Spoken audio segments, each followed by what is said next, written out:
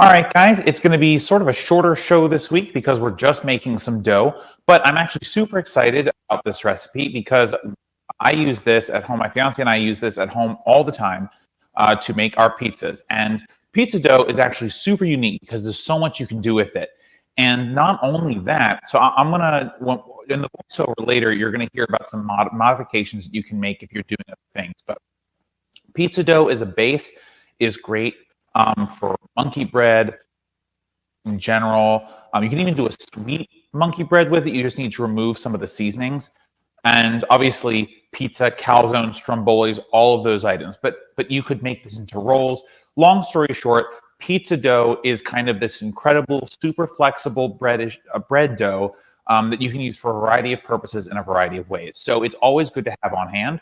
And so actually what we're going to be doing with this recipe is we're actually just going to chuck it in the fridge because I'm going to use it in a pizza tomorrow. But if you're not going to use it in a pizza tomorrow, or the next day or the next day, this dough actually freezes really well. Just make sure that you put it in a plastic bag with 2 layers of tinfoil over it, just to make sure you don't get any freezer burn. And it'll keep for a couple of weeks. So just make sure you're making pizza in that time period. To thaw, just bring it out, set it at room temperature for a couple of hours, and ta-da, you have as pizza dough as if you just made it, and it will cook up just fine. So pizza dough is super versatile and super amazing, and that's why I'm excited for making it today. That being said, let's get started. All right, guys, first things first, you're going to take 1 cup of our bread or all-purpose flour and put it in the bowl, followed by 1 packet of instant yeast. That's 2 1/4 teaspoons. Then next up, we're going to put in our sugar. We have 1 1/2 teaspoons of sugar. And after that, we're going to put in a little bit of salt. Now, I really mean a little bit, no more than half a teaspoon. Lastly, now this is optional if you're not making pizza. I'm putting in basil and garlic 1/2 teaspoon each. We're going to mix these together, add our liquids, and on top of that, we are going to start slowly putting in the remaining cup of flour, making sure to scrape down the sides of the bowl as you do so.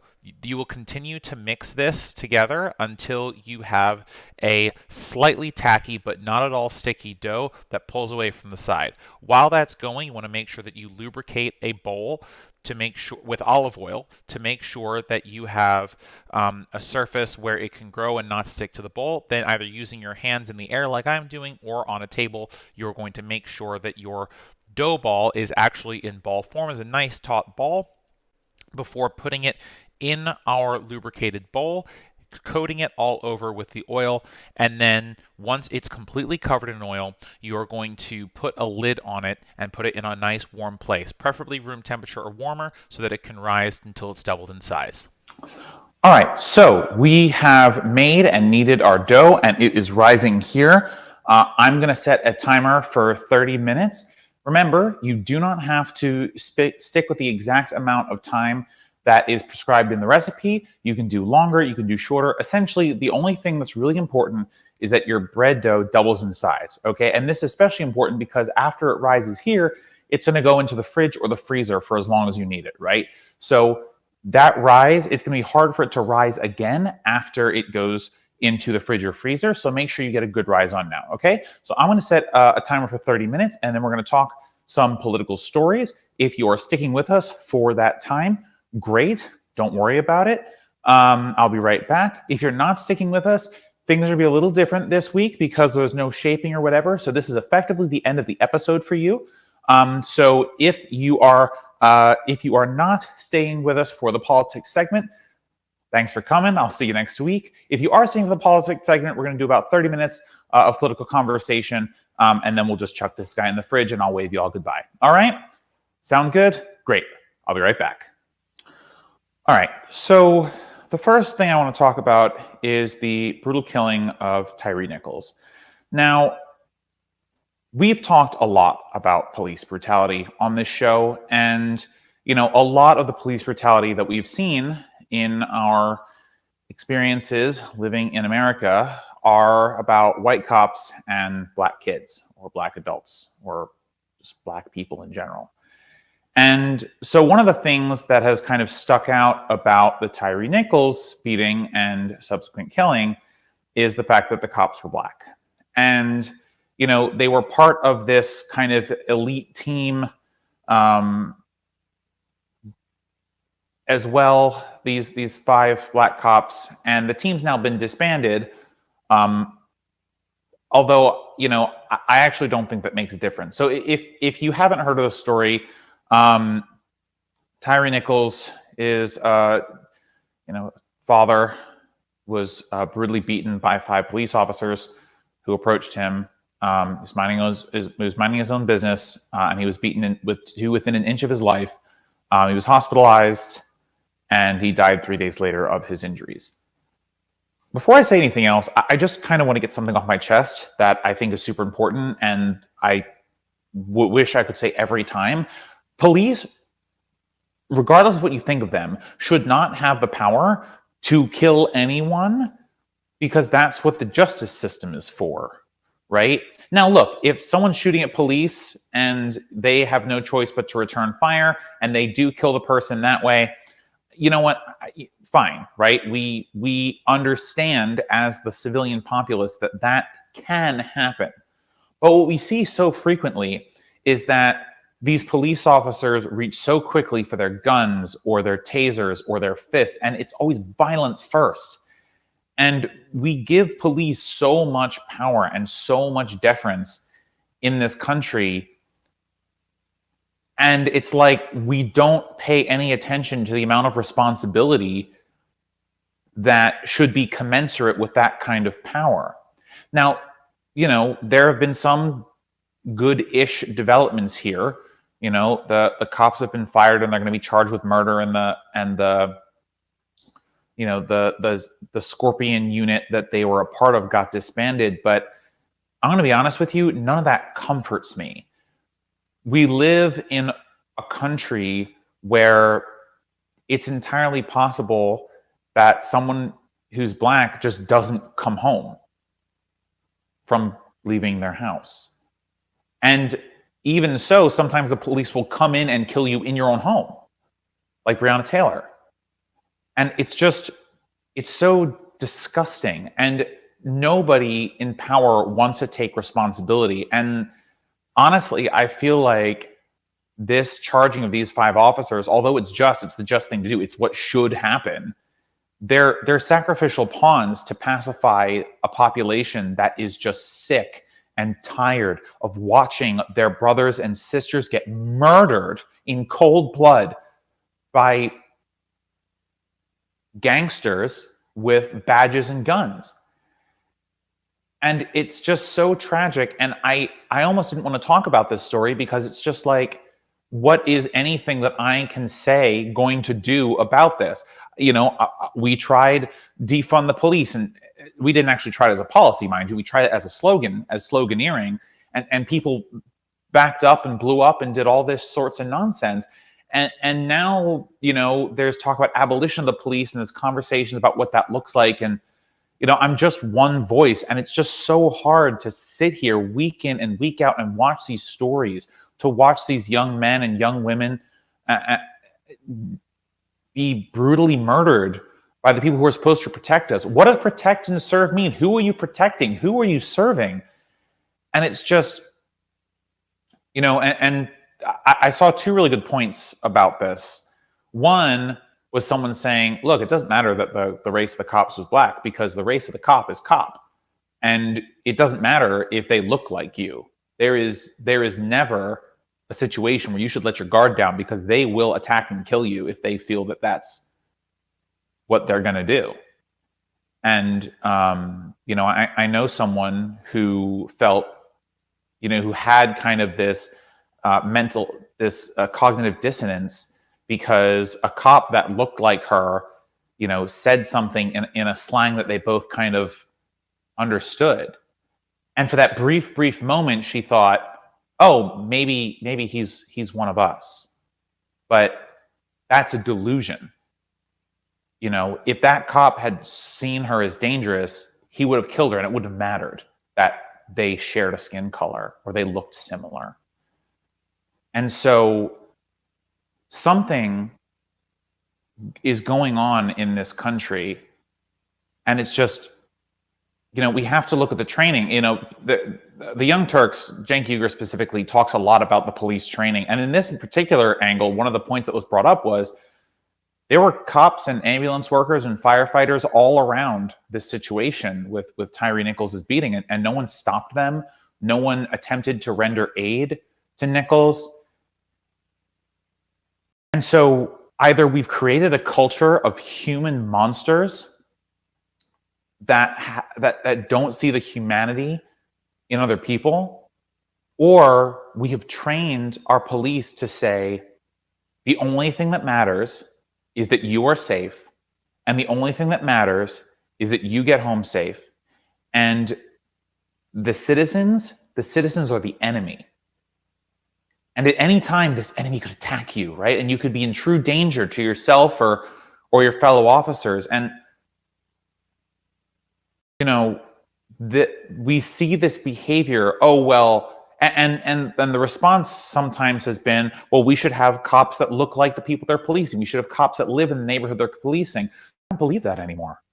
I don't believe that having cops that look like the community or cops that live among the community, I don't think it's going to make a bit of difference.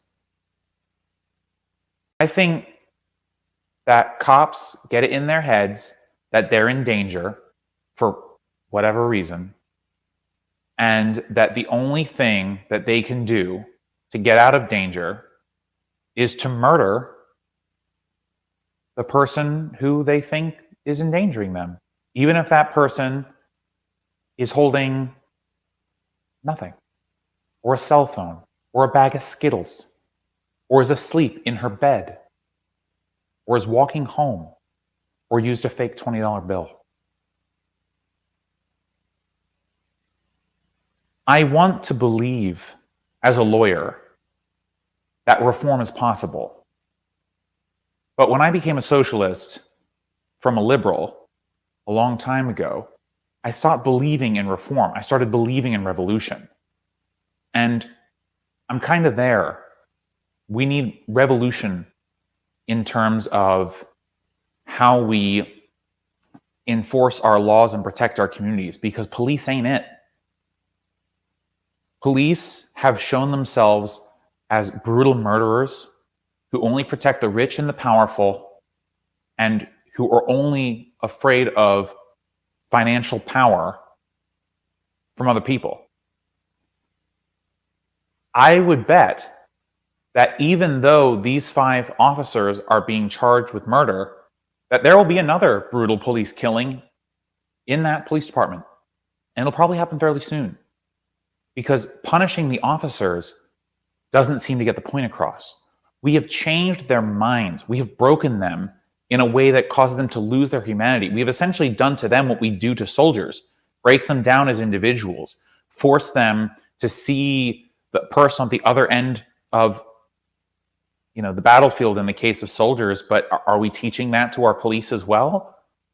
Do they think they're on the front lines of some terrible war where murder is their only option? I don't know. And I have so much privilege in this area, and I doubt a cop would ever do anything to me, but I truly don't know, and I don't want to find out. But it's so important to me that if, as a lawyer and as a citizen and as someone who cares about other people, if we're going to create an institution to protect and serve, then we need that institution to actually serve that. And maybe that's not police. Maybe there's another solution. Look, there's smarter people than myself working on this, thinking about this, but I'm just so tired. And I know that other communities are far more tired. And by the way, and there's been protests around all of these killings, and the protest doesn't work. So then what? And I'm going to talk about this either later today or next week, but when you lose your ability to negotiate peacefully with the state through protest, people turn to the only thing that they think will cause the state to listen: violence, terrorism, assassinations, crime. And it's a terrible, vicious cycle, because then the state cracks down harder. We are potentially entering a loop that we cannot escape from, a truly violent and terrible loop where lots of lives will be lost on all sides. And if we don't start talking about fundamental changes to the way that we police our lives, our cities, our communities, then I shudder to think what will happen. I don't want to imagine what that will look like, but I'm so afraid that eventually the line will be crossed. People won't stand for it anymore, and they will do things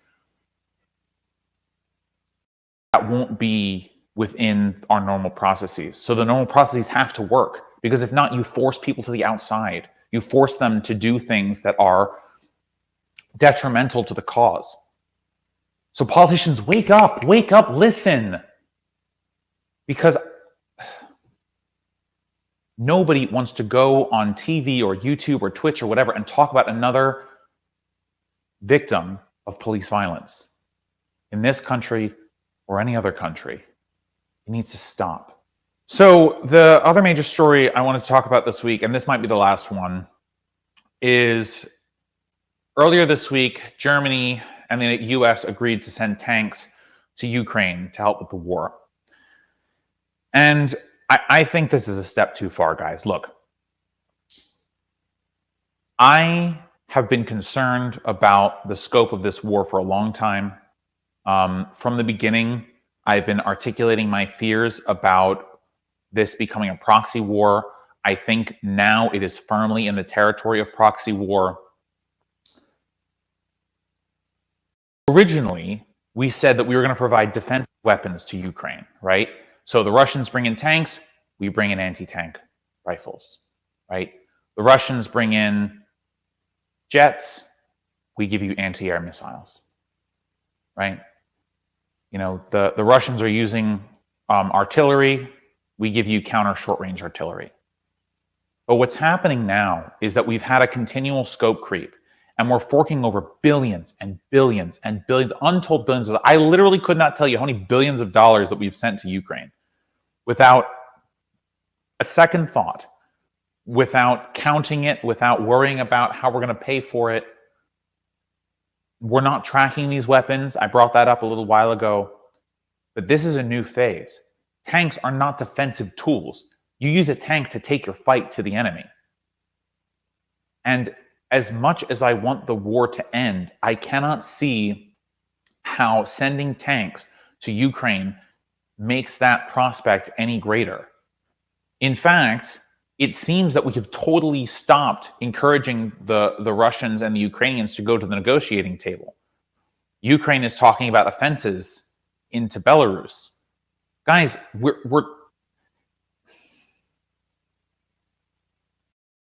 Russia is doing crazy things, indefensible things, terrible things, and I want them to stop doing that. But if we back Russia into what they think is a corner, they are led by a hedonistic madman who has access to nuclear weapons, potentially unfettered access to nuclear weapons. We do not understand the nuclear threat that Russia poses. Russia is so bold and daring that they have been attacking nuclear power facilities. That's just a tasty taste, just a tiny morsel of what ruin could come to the whole of Europe and the whole of the world if they accelerate their nuclear strategy. Look, man, if a tactical nuclear weapon gets destroyed, it's game over for like the Earth. Like we're done. Because what's the logical solution then? Well, eye for an eye. We have to give Ukraine tactical nuclear weapons. And it sounds crazy, but I'm telling you, we have moved so far away from defense now. We have moved so far away from trying to end this war that I am seriously concerned that if Russia goes nuclear, our solution will be to do the same without much of a thought of the consequences. And so,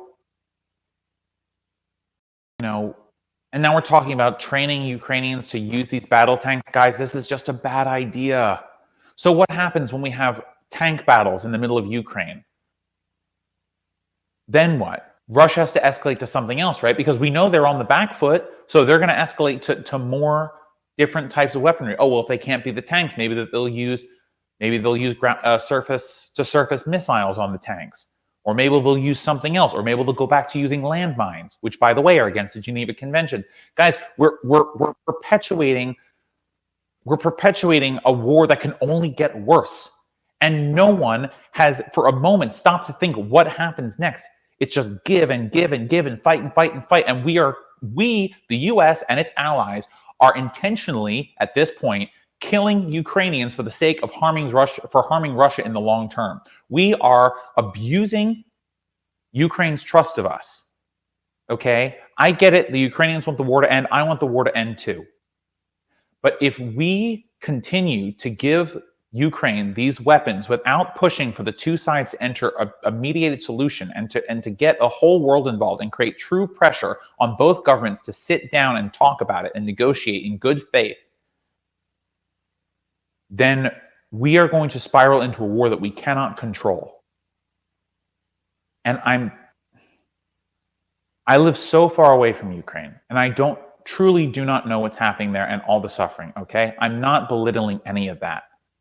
But if our solution is to create even more suffering, are we really doing right by all of those who have already sacrificed for this war, for the defense of Ukraine, for its existence? Have we really, truly helped them if all we do is make it worse? There are still parts of Ukraine that are not war-ravaged. If we stop now, if we act now to create peace, those areas don't have to become more ravaged. But the further and further we go, the more and more of Ukraine and potentially Russia and Belarus will become destroyed. We will displace so many more civilians. I get that none of this is easy, and I'm not saying that there's an easy solution. But there are hundreds of countries that aren't Russia or Ukraine or Belarus, and they have a variety of relationships with those countries. It's time to team up as a world community and stop the war. Don't wait until it's too late. In the words of a very infamous politician, don't let the mushroom cloud be the reason that we act. Okay?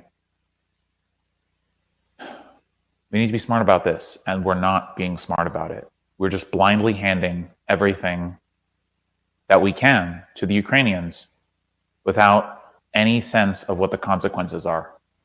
And it's really scary.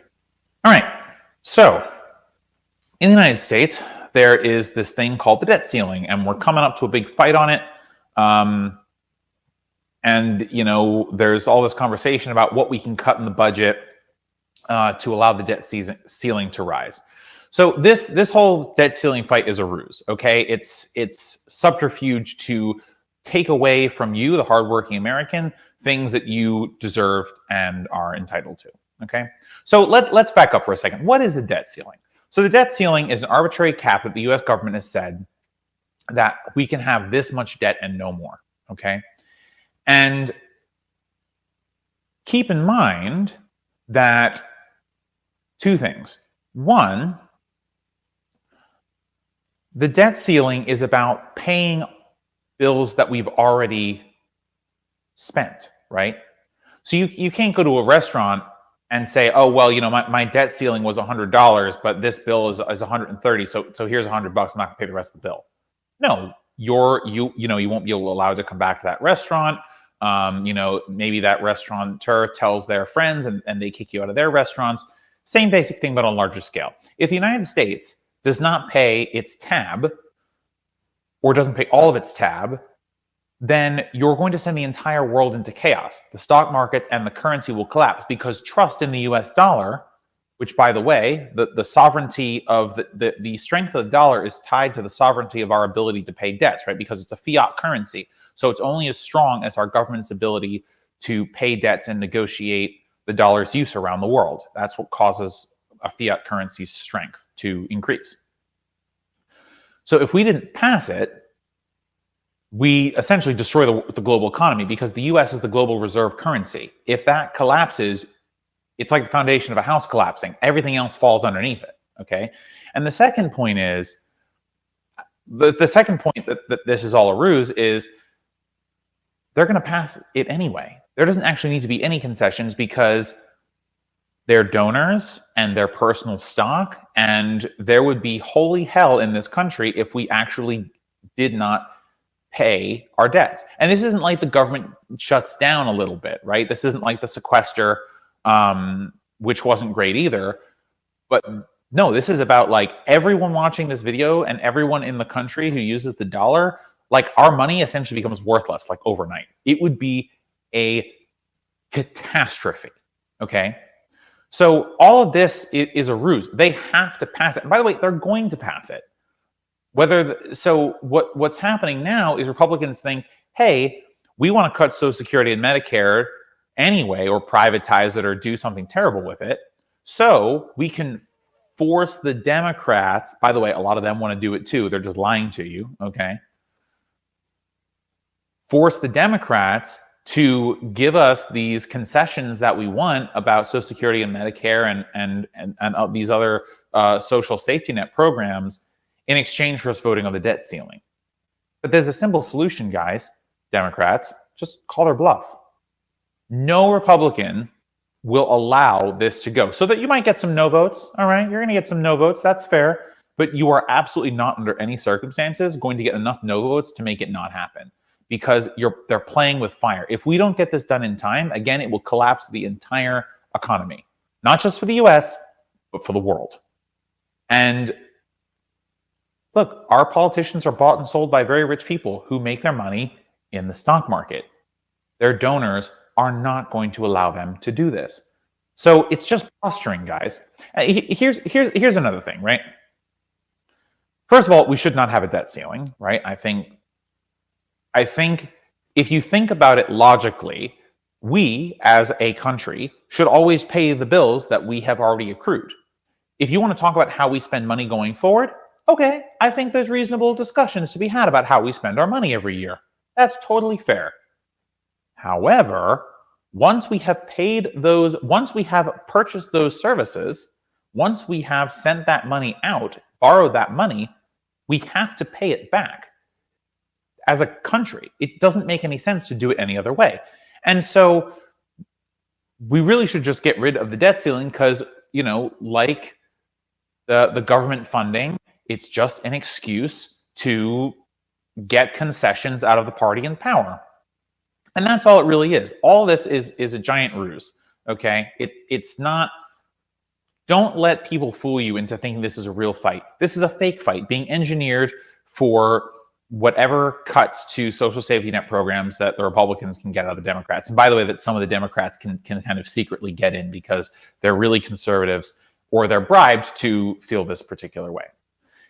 And by the way, so how do we get debts, right? We get deficits, right? So we spend more than we bring in. By the way, guys, deficits are a good thing, all right? This whole idea about balancing the budget to reduce and to try and reduce the debt, it's total nonsense. First of all, the debt is so high that we'll never get it down anyway. So that's kind of a silly point. This debt is debt we've been, and I think it's what, 10 trillion, 16 trillion? I don't know the exact number. I haven't checked in a really long time, so apologies on that. But like the debt, the national debt is so high. We've been accumulating it for over 200 years. We are never, ever, ever, ever going to get rid of it. So pretending like, you know, having a couple years where we bring in more money than we spend is going to suddenly fix things is total nonsense. Plus, government spending is typically tied to government deficits are typically tied to prospering in the private sector. So when the government spends lots of money and it makes it cheap to borrow and things like that, then the economy really gets revving and growing because, you know, people borrow money and they invest in projects and they execute on capitalism, how capitalism is kind of sort of supposed to work, right? Money comes in, you spend it, you invest in a project, you reap the rewards of that project, and then you come back and on it goes, right? And then you lend out, you know, you pay your money back. The banks have made some, the government's made some. It all works, okay? It all works. But if you squeeze that or you raise interest rates, you make it harder, then the economy doesn't grow, right? That's kind of what we're working with now with all this stuff. But So the government is kind of incentivized to spend money, which is why we so frequently have deficits, which, by the way, is a good thing. We should always have deficits. I know it doesn't sound good on paper, but guys, and I've said this before, the government is not like you or me. The government doesn't go into their wallet, see if they have a 20 to pay the bill when it comes time. The government makes money appear in out of thin air, out of the credit of the US government. They say, oh, we need $1 billion. Great. Here's $1 billion. We just created it. We either printed it or we added a zero somewhere on a digital ledger, and that's how much more currency exists in the world. Now, is it possible to overdo it? Yes, there is. But it's really hard, especially when there's so much money out there and most people don't really feel it. You can have hyperinflation, you can have all these other things, but that's not really what's going on here. And by the way, the government, if they're really concerned about how much money they're spending, they can raise taxes, specifically on corporations, the rich, the people who have the most money, who can afford to pay the most in taxes, as opposed to squeezing it out of programs like Social Security and Medicare, which, although they are paying people money, are not often enough to keep people out of poverty anyway. So to come back to the original conversation here, I want you to take a couple points away. One, deficits are inherently positive. Having the government run deficits leads to growth in the economy for regular Joes and Janes like you and me. Okay. The second thing I want you to keep in mind is that this debt limit fight is a total ruse. Any negotiation that gets done here is really just done at the benefit of the donors and for the punitive desires of the Republican Party, who wants to take away your Social Security and Medicare before you can even get there. And three, the debt ceiling fight is ridiculous anyway, because no one would truthfully allow for the government to destroy the entire economy by not paying its debts. And that brings me to the last point. We should advocate as regular citizens to our elected leaders that there should be no debt limit anyway. We should just abolish the debt limit, because no one would sanction the borrowing of huge amounts of money and then not paying it back. One, because it's irresponsible, and two, because, as I said earlier, it will crater the entire US economy. So if you take those points from this conversation and, any other news watching you do and anything like that, just keep this in mind, guys, because all of this is it's political theater. It's to make it look like there's real governing going on. Last week or 2 weeks ago, I said that Biden's term was over. It is, man. We're done here. Nothing's going to get done, okay, between now and the next general election. Kick back. Relax. Don't worry about it. Will I still have topics to talk about? Yes, I will. Don't worry about that. But this debt ceiling hike and the government funding, it's all just theater. It all gets done anyway. And by the way, any deals that come out of that are going to be pulled directly out of you and my pockets. So when you hear bipartisanship, check for your wallet, because they're coming for it. All right, guys, that is the end of this week's show. Thank you so much for watching. We are going to have a brand new show with a brand new recipe next week. Super excited about that. If you do make something with the pizza dough, whether it's breadsticks or monkey bread or whatever it's going to be, send us a picture of it. We would love to see what you make. Enjoy this recipe. It's super easy to make. It's super easy to store, and it's one of the coolest doughs that you can make, because it really is just so versatile in a number of ways. All right, guys, see you next time. Thanks for watching this video, guys. If you liked it, throw a like on it, share with your friends, and subscribe for more of our content. You can also find all of our videos and clips on youtube.com. Just search Let Them Eat Bread and you'll find all of our content. All right, guys, see you next time. Bye for now.